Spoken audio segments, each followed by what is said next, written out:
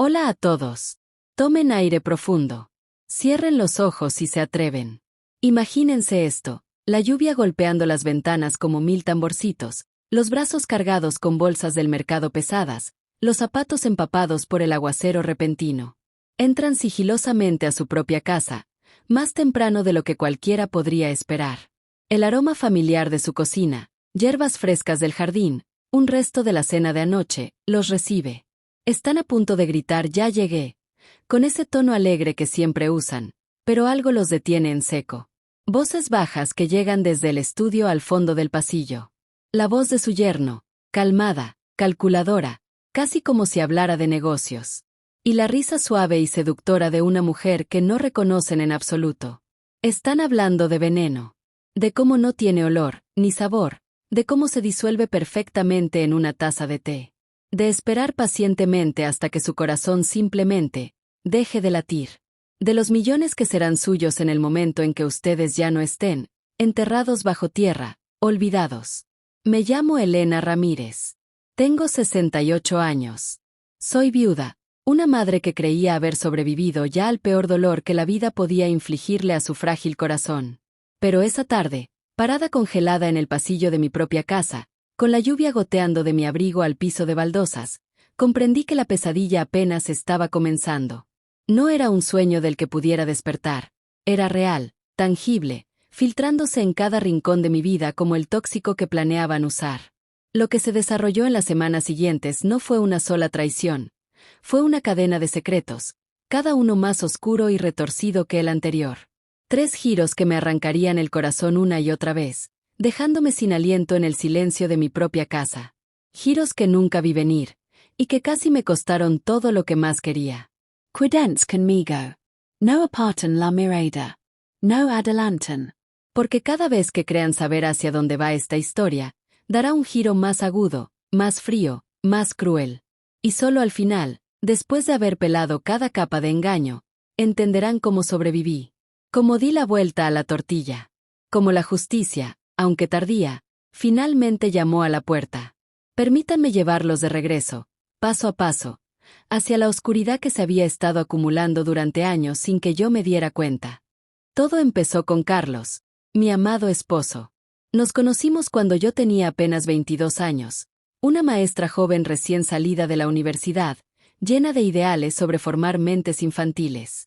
Él era albañil, fuerte y estable, con manos callosas y una sonrisa que podía iluminar el cuarto más oscuro.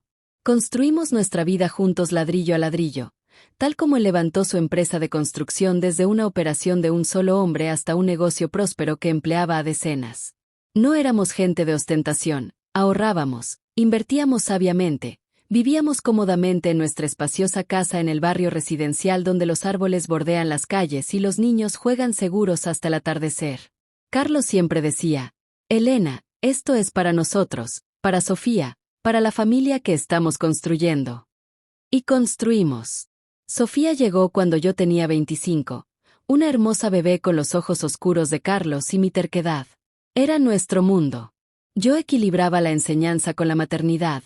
Carlos trabajaba largas horas pero siempre sacaba tiempo para cuentos antes de dormir y picnics los fines de semana en el parque. La vida era buena, predecible, llena de las alegrías tranquilas de la familia. Pero hace 10 años, todo se hizo pedazos. Era una cálida tarde de mayo. Estábamos cenando en familia, Sofía, Javier, Carlos y yo. Sofía acababa de anunciar su embarazo. Brindábamos con agua con gas, las risas resonando en las paredes. Carlos se levantó para servirse más comida. De repente se agarró el pecho. Su rostro palideció, ojos abiertos por el shock. Jadeó Elena, y se desplomó en el piso. Grité. Sofía se quedó paralizada. Javier saltó llamando a la ambulancia, pero llegó tarde. Los paramédicos lo declararon muerto en el lugar. Infarto masivo, dijeron. Solo tenía 62 años. Sin señales de advertencia, afirmaron, aunque Carlos se había quejado de cansancio últimamente.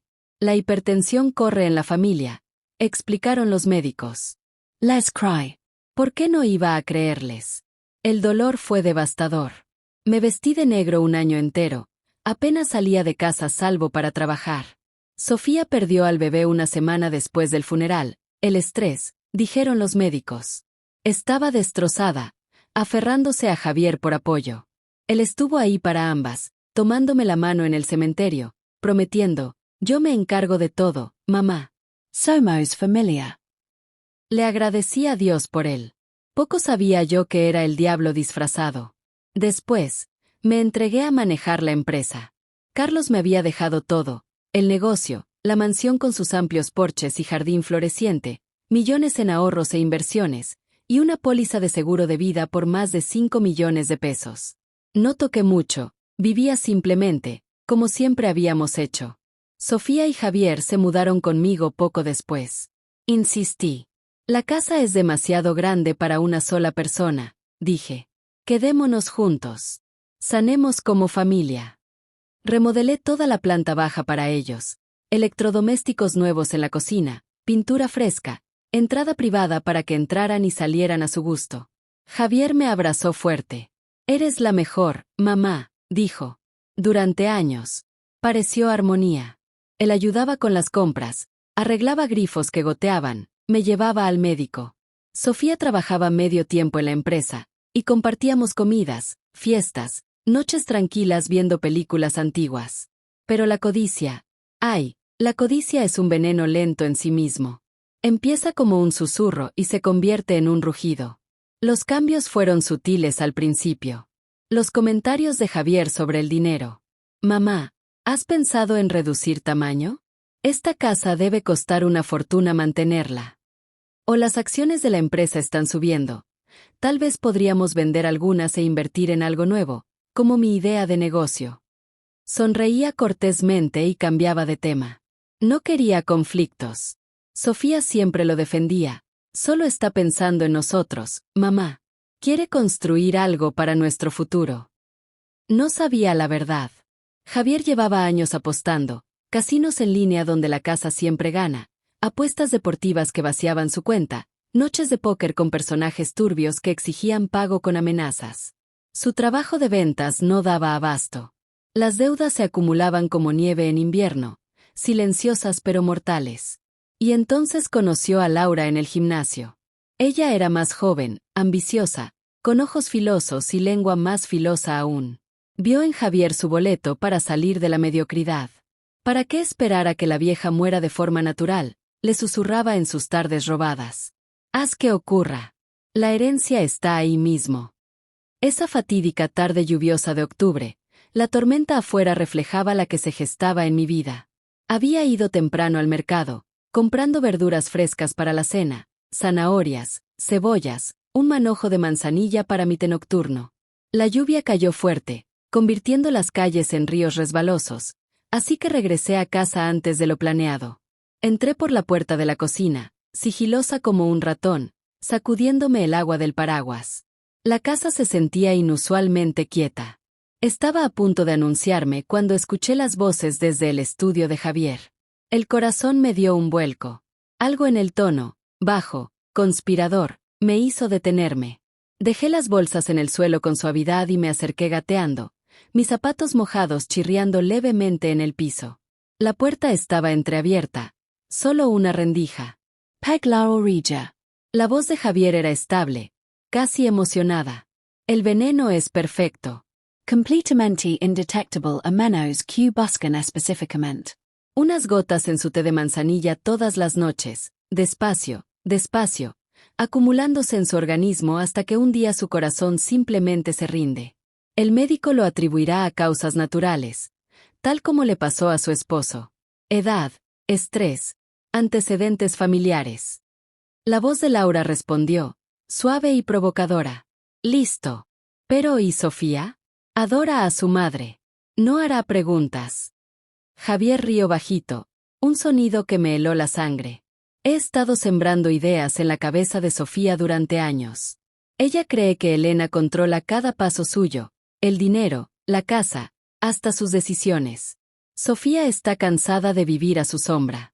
Cuando ocurra, sentirá más alivio que nada. Ella hereda todo. Como su esposo, yo lo administro. Pagamos las deudas de una vez.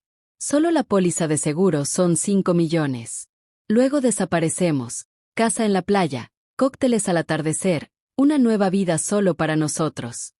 Escuché el roce de ropa, el suave choque de un beso. Mis bolsas se deslizaron de mis dedos entumecidos y cayeron al piso con un golpe. Por suerte, el trueno afuera lo cubrió. Mis piernas temblaron tan fuerte que tuve que apoyarme en la pared para no caer. El hombre al que llamaba hijo, al que había recibido en mi casa y en mi corazón, planeaba mi asesinato. Frío, paciente, Codicioso. y estaba implicando el nombre de mi hija, aunque ella no estuviera en la habitación. El pánico surgió, pero lo reprimí. Me alejé en silencio, saliendo otra vez bajo la lluvia. Caminé alrededor de la cuadra, el agua empapándome hasta los huesos, lágrimas corriendo por mi rostro mezclándose con las gotas. ¿Cómo podía ser real? ¿Cómo había estado tan ciega? Pero bajo el shock y el miedo, algo más se agitó, una determinación fría y resuelta. No iba a gritar ni confrontarlos en un ataque de rabia. Eso sería jugar en sus manos. No. Iba a ser más inteligente de lo que jamás imaginaron. Iba a tender una trampa tan perfecta, tan blindada, que caminarían directo hacia ella. Esa misma noche, después de secarme y fingir que acababa de llegar, empecé mi plan. Sonreí durante la cena, charlando del clima, preguntándole a Javier por su día. Por dentro, era una tormenta. Más tarde, sola en mi habitación, pedí en línea una diminuta cámara oculta, entrega en paquete discreto, sin preguntas. La instalé al día siguiente, escondida en una estantería frente a mi mesita de noche donde dejaba mi té. Compré un teléfono viejo desechable, descargué una app de grabación secreta y empecé a dejarlo olvidado en la mesa de la cocina o en la sala cuando Javier estaba cerca. Empecé a guardar muestras de mi té nocturno, vertiendo pequeñas cantidades en frascos sellados y ocultándolos en mi armario. Las llevé a un laboratorio privado recomendado por una vieja amiga enfermera de mis días de maestra. Los resultados llegaron en días, rastros de un raro tóxico acumulativo, del tipo que se va acumulando lentamente en el cuerpo, imitando un fallo cardíaco. Indetectable en autopsias estándar a menos que lo busquen específicamente. Mis manos temblaron al leer el informe, pero era prueba irrefutable. Luego, salí sola una tarde a ver a un notario de confianza, un viejo amigo de la familia que había manejado el testamento de Carlos. Cambié todo en silencio. El beneficiario del seguro de vida ya no era Sofía, se convirtió en la Fundación Elena Ramírez para Niños Huérfanos, una obra benéfica que creé esa misma semana con una pequeña donación para ponerla en marcha. Mi testamento se reescribió con condiciones. Sofía solo heredaría la casa, la empresa y los bienes y demostraba lealtad familiar indivisa en caso de disputa. De lo contrario, todo iba a la fundación y a parientes lejanos que apenas conocía. Todo legal, firmado, sellado, con testigos que no hicieron preguntas. Después vino la actuación. Empecé sutilmente, agarrándome el pecho durante el desayuno, diciendo «ay, solo un dolorcito, nada de qué preocuparse». Tosiendo débilmente en la cena, excusándome temprano para descansar. Diciéndole a Sofía con voz cansada, «me siento tan agotada últimamente, igual que tu padre antes de que él». Los ojos de Javier brillaban con esa codicia, aunque la ocultaba tras preocupación. «Déjame prepararte un té, mamá», decía, y yo lo observaba de reojo mientras lo hacía. Pero el primer giro estaba al acecho, esperando atacar cuando menos lo esperaba. Una noche sin dormir, la casa crujiendo con el viento, me senté en la oscuridad de mi habitación revisando el metraje de la cámara oculta en mi laptop. Necesitaba una toma cristalina de Javier agregando el veneno para clavarlo. La tenía. Pero la cámara no se detuvo ahí. Siguió grabando, y capturó algo que convirtió mi sangre en hielo. 2 noches antes, mucho después de que Javier hubiera salido de mi habitación, otra figura entró.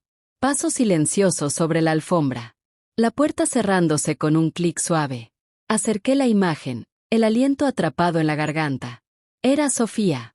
Mi propia hija, la luz de mi vida, se paró junto a mi cama bajo la luz de luna que se filtraba por las cortinas. Me observó dormir lo que pareció una eternidad, el rostro retorcido por la angustia. Luego, con manos temblorosas, sacó la misma botellita del bolsillo, la que usaba Javier. Desenroscó la tapa lentamente, los labios moviéndose en oración silenciosa o maldición. Lágrimas corrían por sus mejillas, brillando en la tenue luz. Levantó la botella sobre mi vaso de té, y se congeló. Todo su cuerpo tembló. Finalmente susurró, apenas audible la grabación pero lo suficientemente claro para destrozarme. Lo siento tanto, mamá, pero Javier dice que esta es la única forma de que alguna vez seamos libres de que nos controles todo. El dinero, la casa, nos está frenando. No pudo hacerlo. Volvió a tapar la botella, se cubrió el rostro con las manos y huyó de la habitación, los hombros sacudidos por sollozos silenciosos. Lo sabía. Mi Sofía sabía del plan. No quería que yo muriera, no realmente, pero estaba dispuesta a permitir que ocurriera. Javier había envenenado su mente durante años, alimentándola con mentiras sobre cómo yo controlaba su vida, cómo la herencia era una cadena alrededor de su cuello, cómo mi muerte finalmente le daría la independencia que anhelaba. Había sido manipulada, sí, pero había elegido mirar hacia otro lado. No dormí durante días después de eso. El dolor era peor que la muerte de Carlos, peor que cualquier cosa que Javier pudiera infligir. Era una traición de la única persona que más amaba en el mundo. ¿Cómo pudo? Mi mente corría con recuerdos. Sofía niña, riendo en mis brazos. Sofía adolescente, confiándome su primer enamoramiento. Sofía después del aborto, aferrándose a mí por consuelo. ¿Todo había sido mentira? ¿O la influencia de Javier había sido tan poderosa? Pero me obligué a mantenerme fría, a pensar lógicamente. Pánico ahora arruinaría todo. Ajusté el plan. Ya no se trataba solo de exponer a Javier. Tenía que salvar a Sofía del monstruo con el que se había casado, y de la oscuridad que había permitido entrar en su alma. No podía destruirla por completo. Seguía siendo mi hija. Entonces decidí profundizar, descubrir cada último secreto que Javier ocultaba. Contraté a un investigador privado, un viejo conocido de Carlos de sus días en la policía que se había retirado pero aún tenía contactos. Lo encontré en un café tranquilo al borde de la ciudad, deslizándole un sobre con dinero e instrucciones. Sigue el rastro del dinero detrás de las deudas de Javier. Ve tan atrás como necesites. No dejes piedras sin remover. Días después me llamó a un banco del parque al atardecer, el rostro pálido y serio. Me entregó una gruesa carpeta de documentos, registros hospitalarios, informes de laboratorio, declaraciones de testigos que habían sido enterrados u borrados. Mientras leía, el segundo giro cayó como un rayo directo al corazón. Carlos no murió de un infarto natural. Esos mismos rastros débiles del veneno, el mismo tóxico acumulativo, estaban en su organismo hace 10 años. Demasiado sutiles para detectar en una autopsia estándar de entonces, especialmente con sus antecedentes de hipertensión encubriéndolo. Pero el investigador había sobornado a un ex técnico de laboratorio y desenterrado archivos viejos. Javier había estado envenenando a Carlos lentamente durante meses, acelerándolo esa noche final en la cena con una dosis mayor. Asesinó a mi esposo, a su propio suegro, para ganar acceso temprano a fondos de la empresa y posicionarse como el salvador de la familia. ¿Y el aborto? Los médicos culparon al estrés, pero ahora sabíamos. Rastros del veneno pudieron haber cruzado al organismo de Sofía a través de comidas o bebidas compartidas. La codicia de Javier no solo mató a Carlos, robó a nuestro nieto o nieta, el futuro con el que todos soñábamos. Me quedé sentada en ese banco del parque mucho después de que el investigador se fuera, la carpeta apretada en mi regazo, llorando en silencio mientras el sol se ponía. 10 años. 10 años había amado al asesino de mi esposo como a un hijo. 10 años le había agradecido por estar ahí cuando Carlos murió, por apoyarnos en el duelo. La traición quemaba como ácido en mis venas. El dolor se convirtió en furia, furia fría y calculada que me impulsó como nada más. Confronté a Sofía a solas una noche cuando Javier estaba fuera por negocios, seguramente con Laura. La llevé a mi habitación, cerré la puerta y reproducí solo la evidencia sobre su padre, nada sobre su propio momento de debilidad en la cámara. Los viejos informes toxicológicos, las líneas de tiempo, las ganancias financieras de Javier tras la muerte de Carlos. Sofía escuchó horrorizada, el rostro perdiendo color.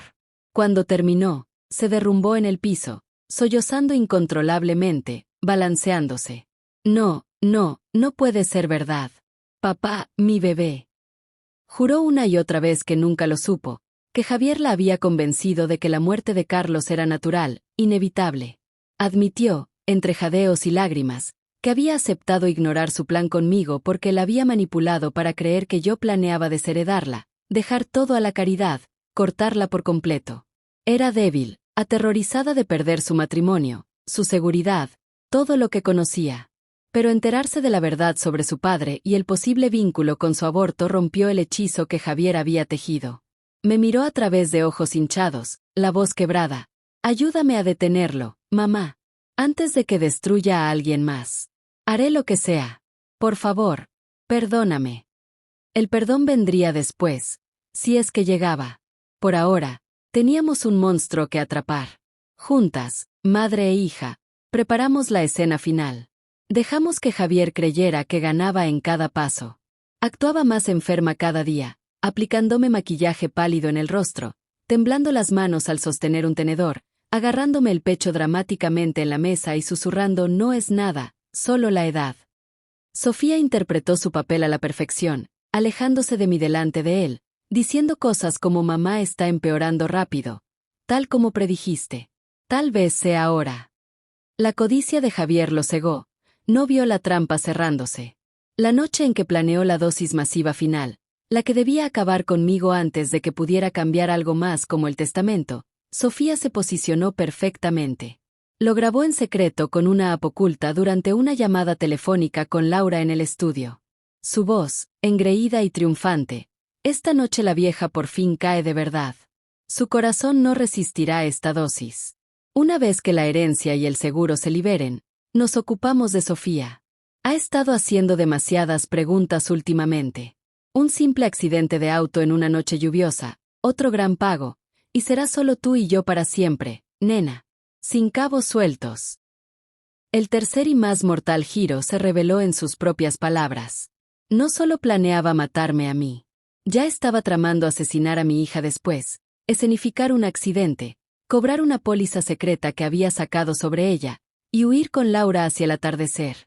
Mis manos temblaron mientras Sofía me reproducía la grabación más tarde esa noche. Pero nos apegamos al plan. Bebí justo lo suficiente del té envenenado para provocar un colapso real, la visión borrosa, el pecho apretado. Presioné el collar de alerta médica que llevaba por seguridad, desplomándome en el piso mientras las sirenas aullaban a lo lejos. Los paramédicos irrumpieron, me estabilizaron, me llevaron corriendo al hospital. Los análisis de sangre encendieron alarmas. Envenenamiento masivo detectado. Llamaron a la policía de inmediato. Sofía ya había pasado copias de todas las grabaciones, pistas anónimas a través de los contactos del investigador. Cuando los oficiales asaltaron la casa esa noche, linternas cortando la oscuridad, encontraron todo, la botella de veneno escondida en el cajón del escritorio de Javier, su historial de navegación lleno de búsquedas de nuevas pólizas de seguro sobre Sofía, mensajes encriptados con Laura detallando su planeado accidente de auto. Y la evidencia de hace una década vinculándolo al asesinato de Carlos. Los arrestaron a Javier y a Laura en el jardín delantero, las luces del vecindario encendiéndose una por una mientras vecinos curiosos miraban por las cortinas. Javier se debatió y gritó, todo fue idea de ella. Laura me obligó. Laura gritó de vuelta, mentiroso, tú planeaste todo. Sofía estaba en la entrada, temblando como hoja, mientras la policía reproducía las palabras grabadas de Javier sobre matarla a ella después. Soltó un grito primal y cayó de rodillas en el césped mojado, la realidad aplastándola. Las esposas chasquearon, y los monstruos fueron arrastrados hacia la noche. El juicio fue un espectáculo.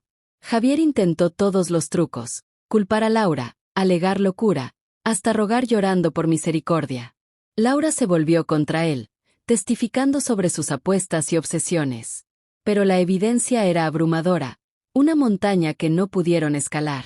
Tras la exhumación del cuerpo de Carlos y nuevos análisis toxicológicos confirmando el veneno, los fiscales lo acusaron de 2 cargos de homicidio premeditado, Carlos y el intento contra mí, más conspiración para asesinar a Sofía.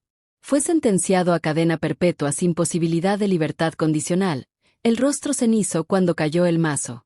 Laura recibió 25 años como cómplice, su belleza desvaneciéndose tras las rejas. Sofía fue interrogada durante semanas, cada palabra escrutada. Pero no tuvo rol activo en la muerte de Carlos y solo conocimiento pasivo sobre el plan contra mí, conocimiento nacido de manipulación, no malicia. Su plena cooperación y testimonio sellaron el destino de Javier. Nunca fue acusada. La culpa pesaba sobre ella como cadenas, pero la enfrentó de frente. Hoy, 2 años después, Sofía vive conmigo otra vez en la casa que una vez albergó tantas sombras. Hemos pasado incontables horas en terapia, sesiones individuales donde desempacamos el dolor, sesiones familiares donde reconstruimos la confianza ladrillo a ladrillo, tal como Carlos solía construir. Ella carga una pesada culpa por su debilidad, por los momentos en que dejó que las mentiras de Javier echaran raíz. Pero la está canalizando en algo hermoso, algo redentor.